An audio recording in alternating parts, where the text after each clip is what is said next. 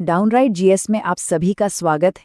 आज हम सीधे चलते हैं भारत के संविधान के पार्ट 1 की तरफ, यानी संघ और उसका राज्य क्षेत्र, और इसमें भी सबसे पहले आर्टिकल 1 पर नजर डालते हैं। तो चलिए शुरू करते हैं। सोचिए, संविधान का जो सबसे पहला आर्टिकल है, बिल्कुल पहला, वही पूरे देश की नींव रखता है। तो सवाल ही उठता है कि आखिर इसकी पहली लाइन कहती क्या है भारत के बारे में। और देखिए, कमाल की बात यह है कि सिर्फ एक लाइन, हाँ बस एक लाइन में दो बड़े बड़े बुनियादी सवालों का जवाब मिल जाता है। पहला, देश का नाम क्या है, और दूसरा, यहाँ का पॉलिटिकल सिस्टम यानी राजनीतिक व्यवस्था कैसी है। अब ये किस्सा भी बड़ा दिलचस्प है। जब संविधान बन रहा था तो कॉन्स्टिट्यूएंट असेंबली में इस बात पर काफी बहस हुई कि भाई इस नए देश को पुकारें क्या। एक तरफ थे वो लोग जो कहते थे कि हमें अपनी संस्कृति, अपनी जड़ों से जुड़कर इसका नाम भारत रखना चाहिए, लेकिन दूसरी तरफ कुछ लोगों का कहना था कि मॉडर्न दुनिया के साथ चलने के लिए इंडिया नाम ज्यादा आसान और आधुनिक है। तो फिर इसका हल क्या निकाला गया? एक बीच का रास्ता, एक ऐसा सॉल्यूशन जो दोनों ही बातों का मान रखे। और हमारे संविधान निर्माताओं ने, आप देखिए, कितनी खूबसूरती से अतीत और वर्तमान को एक धागे में पिरो दिया। उन्होंने लिखा, India that is Bharat, India जो कि भारत है। चलिए, नाम तो फाइनल हो गया, लेकिन अब अगला बड़ा सवाल था कि देश का स्ट्रक्चर, इसका ढांचा कैसा होगा। और इसका जवाब हमें मिलता है आर्टिकल 1 के दूसरे हिस्से में। और ये जवाब भारत की एकता के लिए बेहद बेहद जरूरी है। यहाँ पर संविधान में एक बहुत ही सोचा समझा, एक डेलिब्रेट चॉइस किया गया। भारत को फेडरेशन ऑफ स्टेट्स यानी राज्यों का समूह नहीं कहा गया, उसकी जगह इस्तेमाल हुआ यूनियन ऑफ स्टेट्स यानी राज्यों का संघ। अब आप सोचेंगे कि इससे क्या फर्क पड़ता है? जी, बहुत बड़ा फर्क पड़ता है। और ये शब्द का चुनाव ये जानबूझकर किया गया है। और इसके पीछे की जो सोच है ना, वो और भी ज्यादा इंटरेस्टिंग है। इसका पूरा श्रेय जाता है डॉक्टर B.R. अम्बेडकर को। उन्होंने समझाया कि हमने यूनियन ऑफ स्टेट्स इसलिए चुना क्योंकि फेडरेशन तो समझौतों से बनता है और टूट भी सकता है, लेकिन एक यूनियन अविनाशी होता है, इसे तोड़ा नहीं जा सकता। ये जो शब्द है ना, अविनाशी या इंडिस्ट्रक्टिबल, इसके दो बहुत गहरे मतलब हैं। पहला, कि भारत का जो निर्माण हुआ है वो राज्यों के बीच किसी अग्रीमेंट का नतीजा नहीं है, जैसा कि अमेरिका में हुआ था। और दूसरा, जो कि सबसे जरूरी बात है, कि किसी भी राज्य को किसी भी हालत में देश से अलग होने का अधिकार नहीं है। तो इसका सीधा सा मतलब क्या हुआ? मतलब ये कि देश एक है, एन इंटीग्रल होल, एक अखंड इकाई है। और ये जो अलग अलग राज्य हैं, ये सिर्फ एडमिनिस्ट्रेशन की सुविधा के लिए, कन्वीनियंस के लिए बनाए गए हैं, बस। ये एक ऐसा संघ है जिसे कभी तोड़ा नहीं जा सकता। अच्छा, तो अब ये समझते हैं कि इस यूनियन में आखिर आता क्या क्या है, कौन सी क्षेत्र इसका हिस्सा है। आर्टिकल 1 इसको भी बिल्कुल साफ साफ एकदम क्लियरली बताता है। तो देखिए, संविधान के हिसाब से टेरिटरी ऑफ इंडिया में 3 तरह की चीजें आती हैं। सबसे पहले जाहिर है हमारे राज्य, दूसरे नंबर पर आते हैं यूनियन टेरिटरीज यानी केंद्र शासित प्रदेश, जिनको सीधे सेंट्रल गवर्नमेंट एडमिनिस्टर करती है। और तीसरी कैटेगरी वो थोड़ी फ्यूचर लुकिंग है। ये ऐसे इलाकों के लिए है जिन्हें भारत सरकार आने वाले समय में एक्वायर कर सकती है। और अगर हम आज की बात करें तो अभी हमारे पास 28 राज्य हैं और 8 केंद्र शासित प्रदेश हैं। और यहीं पर एक छोटा सा लेकिन बहुत इंपॉर्टेंट डिफरेंस सामने आता है, जिसको लेकर अक्सर लोगों को कंफ्यूजन हो जाता है। चलिए इसको आसान करते हैं। लोग अक्सर यूनियन ऑफ इंडिया और टेरिटरी ऑफ इंडिया, इन दो शब्दों को एक दूसरे की जगह इस्तेमाल कर लेते हैं, पर ये एक नहीं है। टेरिटरी ऑफ इंडिया एक बड़ा टर्म है, इसमें सब कुछ आ जाता है, राज्य भी, यूनियन टेरिटरीज भी, और वो इलाके भी जिन पर भविष्य में अधिकार हो। जबकि यूनियन ऑफ इंडिया में सिर्फ और सिर्फ राज्य आते हैं। ये वो मेंबर्स हैं जो फेडरल सिस्टम का हिस्सा है और सेंटर के साथ पावर शेयर करते हैं। तो मोटा मोटा हिसाब ये है, यूनियन मतलब वो राज्य जो फेडरल ढांचे का हिस्सा हैं, और टेरिटरी मतलब भारत के कंट्रोल में आने वाला पूरा का पूरा इलाका। पर अब यहाँ एक बड़ा ही इंटरेस्टिंग सवाल खड़ा होता है। अगर यूनियन, जैसा कि हमने कहा, इंडिस्ट्रक्टिबल है, अविनाशी है, तो फिर नए राज्य कैसे बन जाते हैं? तो चलिए सीधे इस विषय में उतरते हैं। देखिए, अनुच्छेद 2 का जो शीर्षक है वो है नए राज्यों का प्रवेश या स्थापना। ये टाइटल अपने आप में ही हमें एक साफ इशारा देता है कि इसका मकसद क्या है। जो कि भारत संघ के विस्तार से जुड़ा हुआ है। तो चलिए इसे थोड़ा समझते हैं। ये जो एक वाक्य है ना, ये असल में भारतीय संसद को एक बहुत ही महत्वपूर्ण शक्ति देता है। इसमें कहा गया है कि संसद कोई कानून बनाकर अपनी शर्तों पर, मतलब जो भी उसे ठीक लगे, उन शर्तों पर संघ में नए राज्यों को शामिल कर सकती है या फिर नए राज्य स्थापित भी कर सकती है। यहां पर ये जो शब्द है ना, जो वह ठीक समझे, इस पर ध्यान देना बहुत जरूरी है, क्योंकि यही वो हिस्सा है जो हमारी संसद को काफी ज्यादा लचीलापन देता है। अब जो बात इस अनुच्छेद को और भी ज्यादा दिलचस्प बना देती है वो ये है कि यह संसद को सिर्फ एक नहीं बल्कि दो अलग अलग तरह की शक्तियां देता है। चलिए इन दोनों को थोड़ा और करीब से देखते हैं। जी हाँ, ठीक सुना, दो शक्तियां। और मजे की बात यह है कि दोनों ही भारत के राजनीतिक नक्शे को बदलने की ताकत रखती हैं।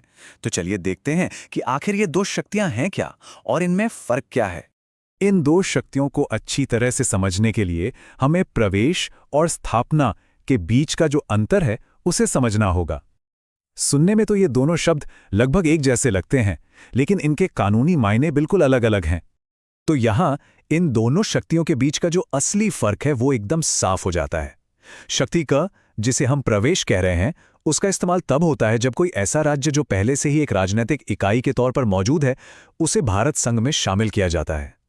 इसका सबसे अच्छा उदाहरण है सिक्किम का भारत में विलय। हम जानते हैं कि 1975 तक सिक्किम एक आज़ाद देश था, लेकिन 36वें संविधान संशोधन के जरिए उसे भारत संघ में एक पूरे राज्य के रूप में प्रवेश दिया गया। वहीं दूसरी तरफ शक्ति ख यानी स्थापना, इसका इस्तेमाल तब होता है जब किसी ऐसे क्षेत्र से एक बिल्कुल नया राज्य बनाया जाता है जो पहले एक राज्य था ही नहीं। जैसे मान लीजिए कोई नया जीता हुआ या भारत द्वारा अधिग्रहित किया गया क्षेत्र हो। तो ये तो साफ हो गया कि संसद के पास नए राज्यों को जोड़ने की शक्ति है, लेकिन यहाँ एक बहुत ही जरूरी शर्त है जिसे समझना बहुत जरूरी है, क्योंकि ये शक्ति हर जगह लागू नहीं होती है। तो सवाल ये उठता है कि आखिर संसद अपनी इस शक्ति का इस्तेमाल किन क्षेत्रों या राज्यों पर कर सकती है। ये एक ऐसा पॉइंट है जहां अक्सर लोगों को कंफ्यूजन हो जाता है, लेकिन इसका जवाब बहुत सीधा और साफ है। तो सबसे महत्वपूर्ण बात जो हमें याद रखनी है वो ये है कि अनुच्छेद 2 सिर्फ और सिर्फ उन क्षेत्रों पर लागू होता है जो फिलहाल भारत का हिस्सा नहीं है। इसका मतलब ये हुआ कि ये भारत की सीमाओं के अंदर जो मौजूदा राज्य हैं उनमें किसी भी तरह का बदलाव करने या उनके पुनर्गठन से बिल्कुल भी संबंधित नहीं है।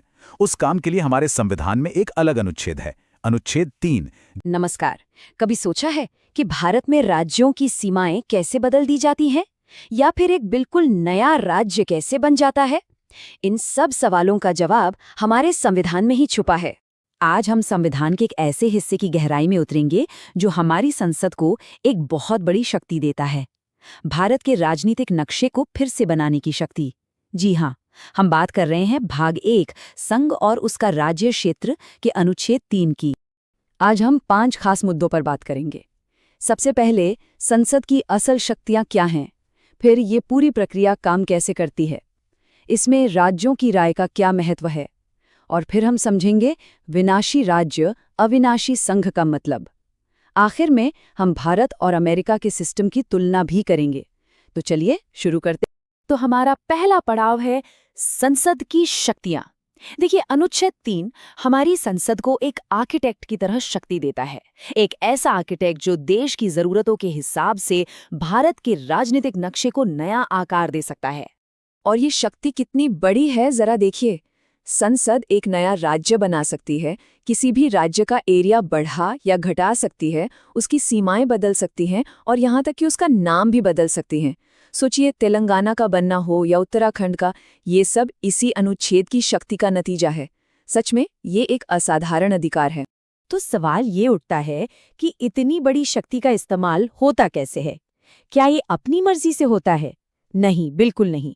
इसके लिए एक तय प्रक्रिया का पालन करना बेहद जरूरी है।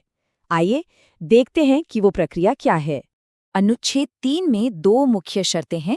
पहली, ऐसा कोई भी बिल संसद में तभी लाया जा सकता है जब राष्ट्रपति इसकी सिफारिश करें, और दूसरी, सिफारिश करने से पहले राष्ट्रपति उस बिल को प्रभावित होने वाले राज्य की विधानसभा के पास भेजते हैं ताकि वो एक तय समय के अंदर अपनी राय दे सकें। अब यहीं से एक बहुत ही दिलचस्प और महत्वपूर्ण सवाल खड़ा होता है। जब बिल को राज्य की विधानसभा के पास उनकी राय जानने के लिए भेजा जाता है, तो उस राय की कीमत क्या है? क्या राज्यों की सहमति होना जरूरी है? सीधे शब्दों में कहें तो क्या संसद राज्य विधानसभा की राय मानने के लिए मजबूर है? और इसका जवाब है बिल्कुल नहीं। ये बात आपको चौंका सकती है। राज्य अपनी राय दे सकते हैं, लेकिन राष्ट्रपति या संसद उन विचारों को मानने या न मानने के लिए पूरी तरह स्वतंत्र हैं। मतलब आखिरी फैसला हमेशा केंद्र सरकार का ही होता है। और सुनिए, केंद्र की शक्ति यहीं खत्म नहीं होती। अगर संसद उस बिल में कोई संशोधन यानी बदलाव करती है, तो उसे दोबारा राज्य की राय लेने की कोई जरूरत नहीं है। और जब बात केंद्र शासित प्रदेशों की आती है, तो संसद को उनकी विधानसभा से पूछने की भी जरूरत नहीं है। वो सीधे कदम उठा सकती है। इन सभी बातों से एक बहुत बड़ा और गहरा निष्कर्ष निकलता है, जो भारत के संघीय ढांचे के चरित्र को बताता है। इसे कहते हैं विनाशी राज्य, अविनाशी संघ। इसका सीधा सा मतलब ये है कि हमारा संविधान भारत के किसी भी राज्य की भौगोलिक अखंडता या उसके अस्तित्व की कोई गारंटी नहीं देता। ये एक बहुत बड़ी बात है। हमारे संविधान निर्माताओं ने देश की एकता और अखंडता को सबसे ऊपर रखा था, इसीलिए उन्होंने केंद्र को ये असाधारण शक्ति। तो जब हम कहते हैं विनाशी राज्यों का अविनाशी संघ, तो इसका मतलब है कि केंद्र सरकार राज्यों को बदल सकती है, यहाँ तक कि उन्हें खत्म भी कर सकती है, लेकिन कोई भी राज्य सरकार मिलकर संघ को यानी भारत को खत्म नहीं कर सकती। हमारा संघ अविनाशी है, लेकिन उसके हिस्से यानी राज्य विनाशी हैं। विनाशी राज्यों का अविनाशी संघ, ये कुछ शब्द हमारे भारतीय संघवाद का पूरा सार बता देते हैं। अच्छा, हमारे इस मॉडल की खासियत को और बेहतर ढंग से समझने का सबसे अच्छा तरीका है इसकी तुलना दुनिया के सबसे पुराने फेडरेशन यानी अमेरिका से करना। चलिए देखते हैं कि दोनों में क्या फर्क है। यहाँ पर अंतर बिल्कुल साफ है। भारत में राज्य विनाशी हैं, तो अमेरिका में अविनाशी हैं। मतलब भारत में केंद्र राज्यों की मर्जी के बिना उनकी सीमाएं बदल सकता है, जबकि अमेरिकी सरकार ऐसा करने के बारे में सोच भी नहीं सकती।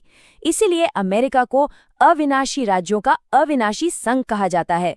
वहाँ संघ और राज्य दोनों ही अविनाशी हैं। देखने में तो एक छोटा सा आर्टिकल है, लेकिन इसकी ताकत बहुत बड़ी है।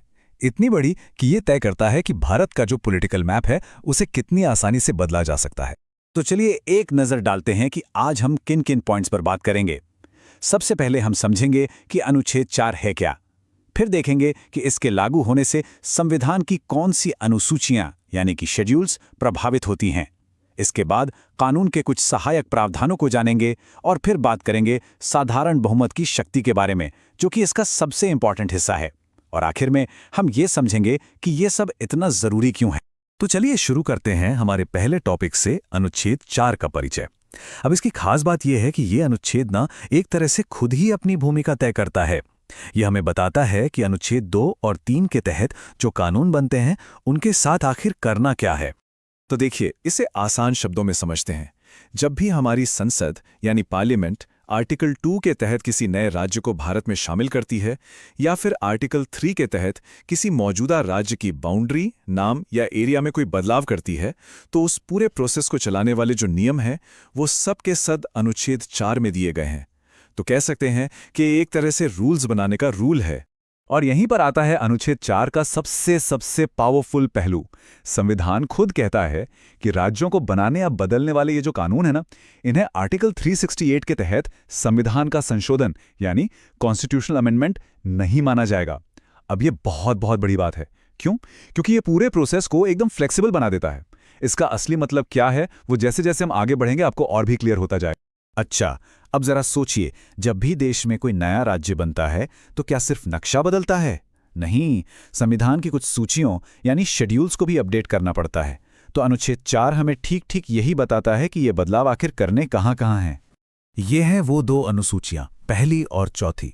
अब देखिए, पहली अनुसूची में भारत के सभी राज्यों और केंद्र शासित प्रदेशों के नाम और उनके एरिया की पूरी लिस्ट है। तो जाहिर सी बात है, अगर कोई नया राज्य बनेगा तो उसका नाम इस लिस्ट में जोड़ना ही पड़ेगा। ठीक इसी तरह चौथी अनुसूची में ये लिखा है कि किस राज्य को राज्यसभा में कितनी सीटें मिलेंगी।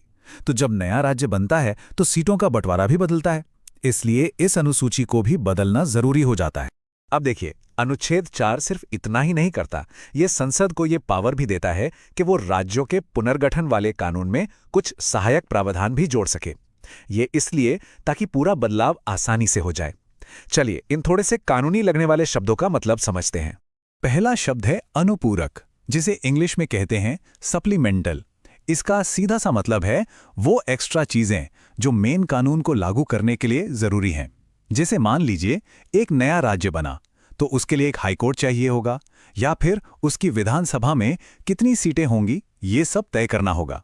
ये सब अनुपूरक प्रावधानों में आता है। दूसरा शब्द है आनुषंगिक यानी इंसिडेंटल। ये वो छोटी मोटी लेकिन जरूरी चीजें होती हैं जो मेन बदलाव के साथ साथ ही निपटानी पड़ती हैं। उदाहरण के लिए अगर किसी राज्य की सीमा बदली है तो लोकसभा और विधानसभा के जो चुनाव क्षेत्र हैं उन्हें भी तो नए सिरे से एडजस्ट करना पड़ेगा ना, बस वही है ये। और तीसरा है पारिणामिक यानी कॉन्सिक्वेंशियल। इसका मतलब है वो सारे बदलाव जो राज्य के पुनर्गठन के परिणाम के तौर पर करने पड़ते हैं। जैसे कि जो पुराना राज्य था उसकी जो संपत्ति है या उस पे जो कर्ज है उसका नए राज्य के साथ बंटवारा कैसे होगा, ये सब बातें इसमें आती हैं। तो ठीक है, कानून में ये सारी जरूरी बातें जोड़ दी, पर अब सवाल ये उठता है कि ये कानून पास कैसे होता है। और बस यहीं पर हमें अनुच्छेद 4 की असली ताकत देखने को मिलती है। और सच कहूं तो ये इसका सबसे दिलचस्प पहलू है। जैसा कि हमने पहले ही देखा, अनुच्छेद 4 एकदम साफ साफ कहता है कि ये कोई संविधान संशोधन नहीं है, और इसका सीधा मतलब ये है कि इसे पास करने के लिए आर्टिकल 368 वाली मुश्किल प्रक्रिया की कोई जरूरत नहीं है, जिसमें संसद के 2/3 सदस्यों के स्पेशल मेजॉरिटी की जरूरत पड़ती है। नहीं, उसकी जगह ये एक साधारण विधायी प्रक्रिया यानी एक ऑर्डिनरी लेजिस्लेटिव प्रोसेस से पास हो जाता है, ठीक वैसे ही जैसे कोई आम सा कानून बनता है। और ये साधारण बहुमत की प्रक्रिया तो कमाल की सीधी सादी है। बस एक बिल संसद में पेश होता है, और अगर उस दिन सदन में जितने भी सदस्य मौजूद हैं और वोट कर रहे हैं उनमें से 50% से ज्यादा लोग उसके पक्ष में वोट कर दें तो बस बिल पास हो जाता है और कानून बन जाता है। कितना आसान है। तो चलिए अब इस पूरी चर्चा को समेटते हैं और इसके सार पर आते हैं। आखिर ये अनुच्छेद 4 इतना जरूरी क्यों है? असल में इसका भारत की राजनीति और एडमिनिस्ट्रेशन पर बहुत ही गहरा असर पड़ता है। इसका पूरा महत्व इन 4 बातों में छिपा है। सबसे पहले ये संसद को एक जबरदस्त फ्लेक्सिबिलिटी देता है ताकि वो एडमिनिस्ट्रेटिव जरूरतों के हिसाब से राज्यों को फिर से बना सके। जैसे 1950 के दशक में भाषा के आधार पर राज्यों का पुनर्गठन हुआ था। दूसरा, ये मुश्किल संवैधानिक प्रक्रियाओं से बचाकर तेजी से फैसले लेने में मदद करता है। और सबसे बड़ी बात, ये उस मशहूर कहावत को सच साबित करता है कि भारत अविनाशी संघ के विनाशी राज्य हैं। इसका मतलब देश तो एक रहेगा, अविनाशी, लेकिन राज्यों की सीमाएं जरूरत के हिसाब से बदली जा सकती हैं, वो विनाशी हैं, जैसा हमने 2014 में तेलंगाना के गठन के समय भी देखा था। और हम आपको इसी एक सोचने वाले सवाल के साथ छोड़े जाते हैं। जरा सोचिए, हमारे संविधान बनाने वालों ने देश की एकता और प्रशासन को ध्यान में रखते हुए संसद को राज्यों को फिर से बनाने की इतनी सरल शक्ति आखिर क्यों दी होगी? इस पर जरूर सोचिएगा। मुझे उम्मीद है कि इस वीडियो ने आपके सभी डाउट्स क्लियर कर दिए होंगे। अगर आपको ये वीडियो ज्ञानवर्धक लगा हो तो इसे लाइक करें और अपने दोस्तों के साथ शेयर करें। ऐसे ही in depth general studies video के लिए डाउनराइट जीएस को सब्सक्राइब करना ना भूलें।